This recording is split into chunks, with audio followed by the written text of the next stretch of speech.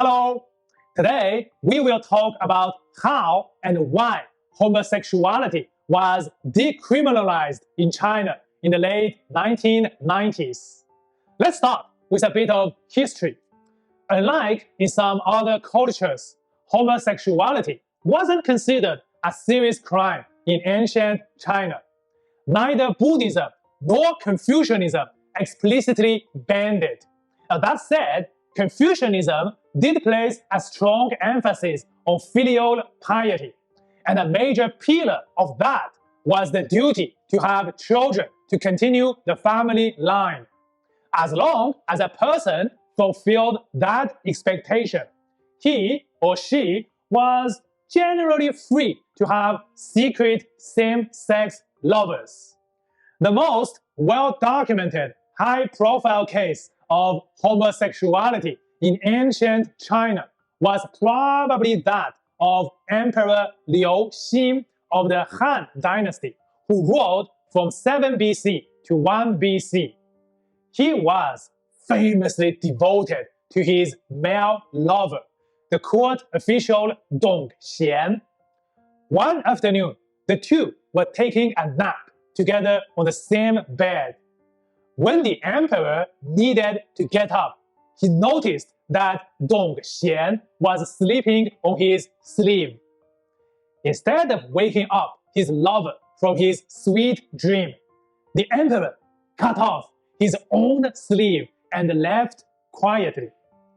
This story was so iconic that the phrase, the passion of the cut sleeve, or 断袖之癖, became a poetic way to describe homosexuality in Chinese.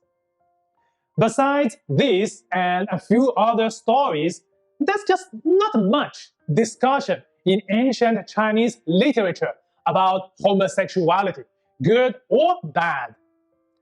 China's attitude towards homosexuality began to harden in the 19th century, largely under Western influence.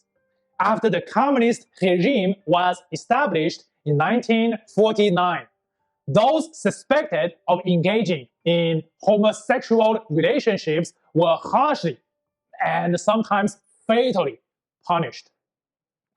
From 1949 to 1979, China's legal system was a huge mess, with constant political movements like the Cultural Revolution.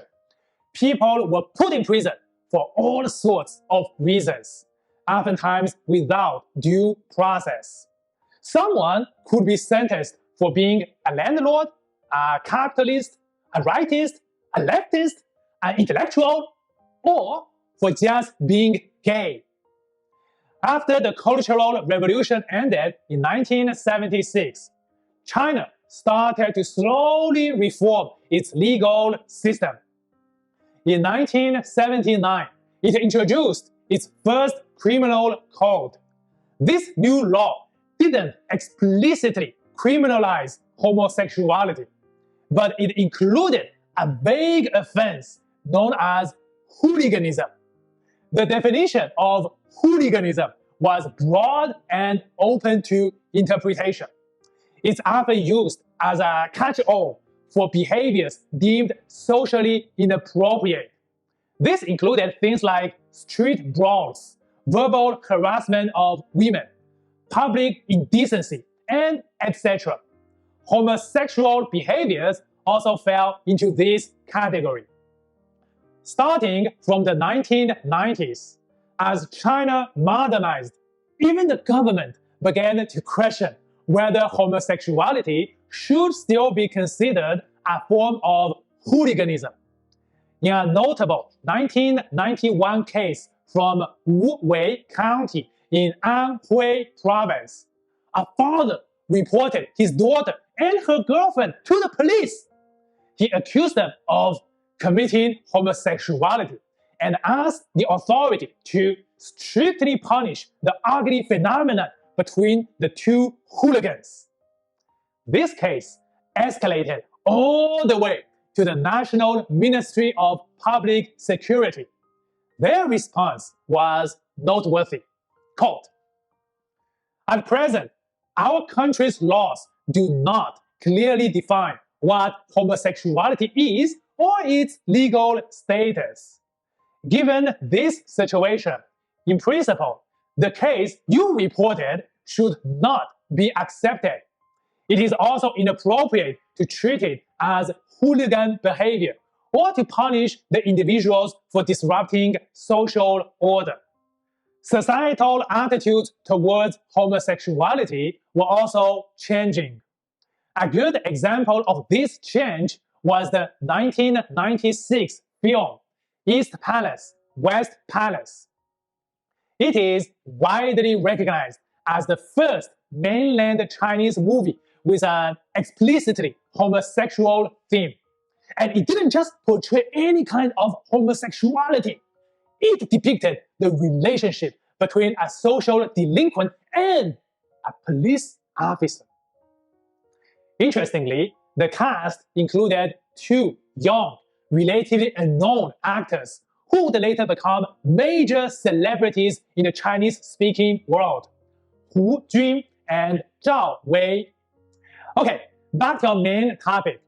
In 1997, China undertook a major revision of its criminal law. Two key changes directly impacted how homosexuality was treated.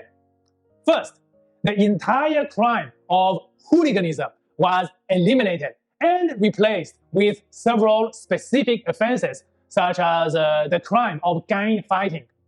Second, the principle that all crimes must be explicitly prohibited by law was introduced.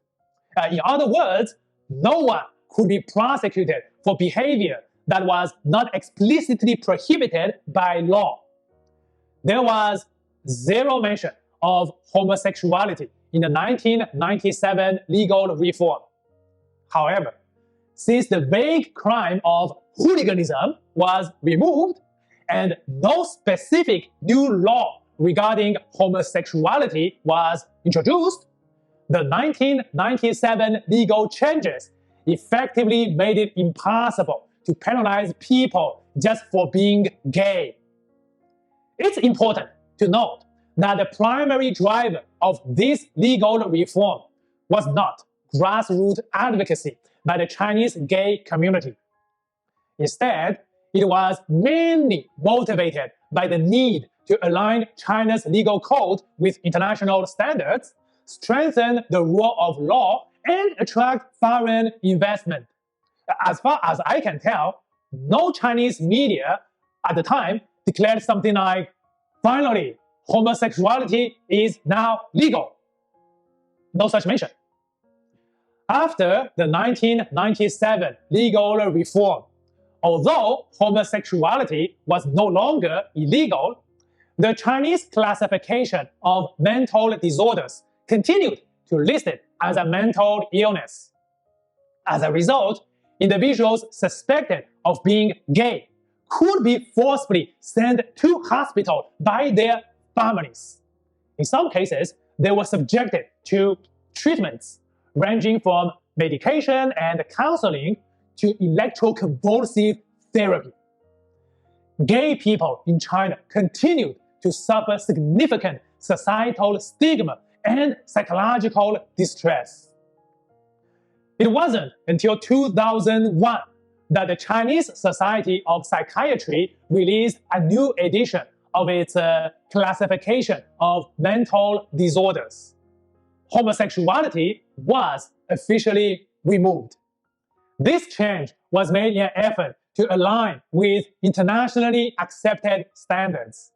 Most notably, the World Health Organization's 1990 decision to declassify homosexuality as a disease and classify it as a natural variation of human sexuality. Looking at both the 1997 and 2001 reforms, we can draw two insights. First, these were government-led reforms, not driven by grassroots activism or public demand. Second, their main purpose wasn't to improve the lives of homosexual individuals, but to align China with global legal and social norms. Yet, despite that, their effect on the gay community in China were undeniably powerful and positive. Thank you so much for watching this video. See you next time.